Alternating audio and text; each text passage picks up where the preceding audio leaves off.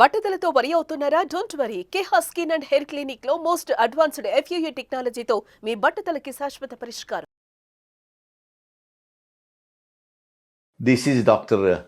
KJ Reddy, Senior Orthopedic Surgeon, Specialist in Robotic Joint Replacement Surgery, Sports Medicine and Arthroscopic Surgery, working in Apollo Hospitals, Jubilee Hills, Hyderabad.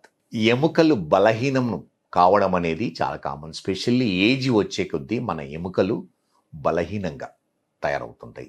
Specially విమెన్లో menopause వచ్చిన తర్వాత మన ఎముకలు బలహీనంగా తయారవుతాయి. ఈ కండిషన్ను osteopenia అంటాము. ఆస్టియోపీనియా అంటే కొంచెం తక్కువగా బలహీనమైనట్టు, లేకపోతే ఆస్టియోపోరోసిస్ అంటాము, సివియర్గా ఎముకలు బలహీనంగా కావడాన్ని.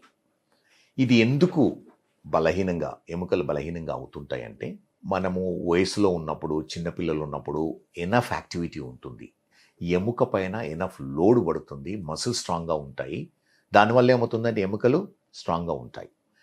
ఎముకకు బ్లడ్ సప్లై మసిల్ నుంచి వస్తుంది. అందుకని మన మసిల్స్ స్ట్రాంగ్ ఉన్నప్పుడే ఎముకకు ప్రాపర్ బ్లడ్ సప్లై వెళ్ళి ఎముక కూడా స్ట్రాంగ్గా ఉంటుంది. అండ్ మెయిన్ ఫ్యాక్టర్ ఏంటిదంటే, ఎముకలు స్ట్రాంగ్గా ఉండాలంటే ఎముక పైన లెగ్స్ కానీ, ఆర్మ్స్ కానీ, బ్యాక్ కానీ వాటికి లోడ్ ఉండాలి. సఫిషియంట్ లోడ్ ఉన్నప్పుడే ఆ ఎముకలు మనకు స్ట్రాంగ్గా ఉంటాయి. అందుకని ఈ ఎముకలకు మనము వెయిట్ బేరింగ్ ఎక్సర్సైజెస్ అంటాము. అంటే మనము సైక్లింగ్, క్రాస్ ట్రైనర్, కొంచెం వెయిట్ పెట్టి క్రాస్ ట్రైనర్ చేయడం వల్ల ఏమవుతుందంటే లోడు పడుతుంది ఎముకల పైన. అదేవిధంగా చిన్న వెయిట్స్ పెట్టి కూడా మనము లెగ్ ఎక్సర్సైజ్ కానీ, ఆర్మ్ ఎక్సర్సైజ్ అంటే upper లిమ్ exercise with small dumbbells 1/2 kg 1 kg రిపీటెడ్గా రెగ్యులర్గా 4 to 5 times in a week, maybe about 20 minutes చేయడం వల్ల ఏమవుతుందంటే ఎముక పైన లోడ్ పడి ఆ ఎముకలు స్ట్రాంగ్ అవుతున్నాయి. సో ఎముకలు అనేటివి కాల్షియం కాంటెంట్ కాన్స్టెంట్గా ఉండదు. రోజు కాల్షియం డిపాజిట్ అవుతుంది, కొంత అబ్జార్బ్ అవుతుంది. ఈ రెండు బ్యాలెన్స్, ఈక్వలిబ్రియం మెయింటైన్ చేసినప్పుడే ఆ ఎముకలు బలంగా ఉంటాయి. రెగ్యులర్గా వెయిట్ బేరింగ్ ఎక్సర్సైజ్ చేస్తూ ఉన్నాం అనుకోండి, కొంచెం ఎక్కువ చేయడం వల్ల ఏమవుతుంది, ఎక్కువ కాల్షియం డిపాజిట్ అయ్యి తక్కువ కాల్షియం అబ్జార్బ్ అవుతుంది. ఈ డిపాజిట్ ప్రాసెస్ను ఆస్టియోబ్లాస్టిక్ యాక్టివిటీ అంటాము.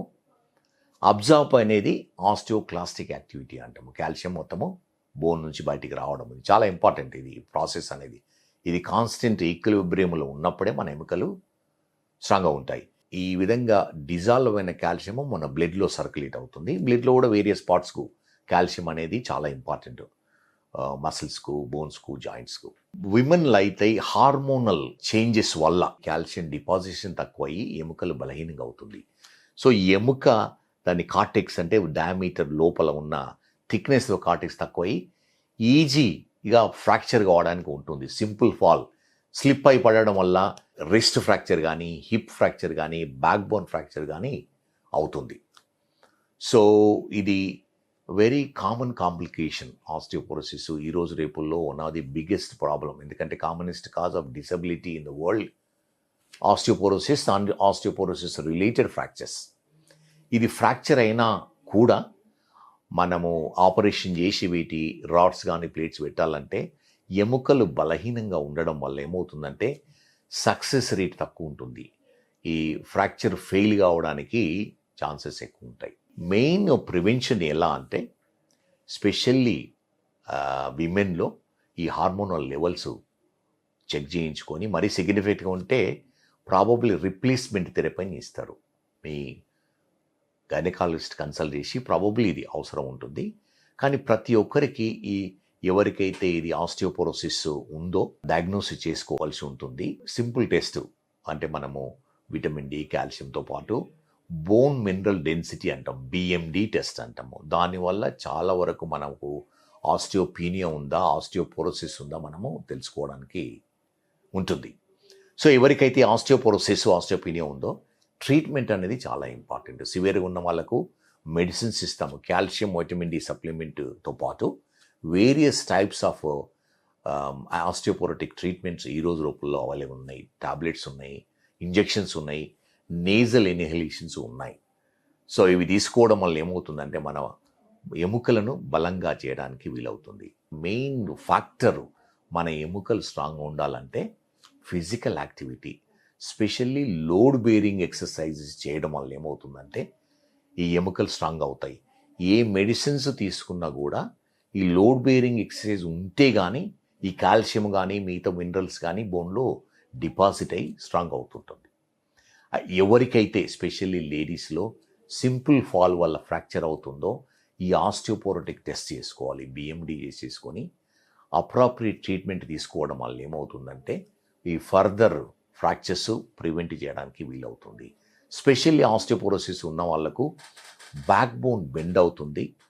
సింపుల్ ఫాల్తోనే సివియర్ బ్యాక్ పెయిన్ వస్తుంది. ఎందుకంటే బ్యాక్ బోన్ కంప్రెస్ అయ్యి చిన్న ఫ్రాక్చర్ వస్తుంది, కంప్రెషన్ ఫ్రాక్చర్స్ అంటాము.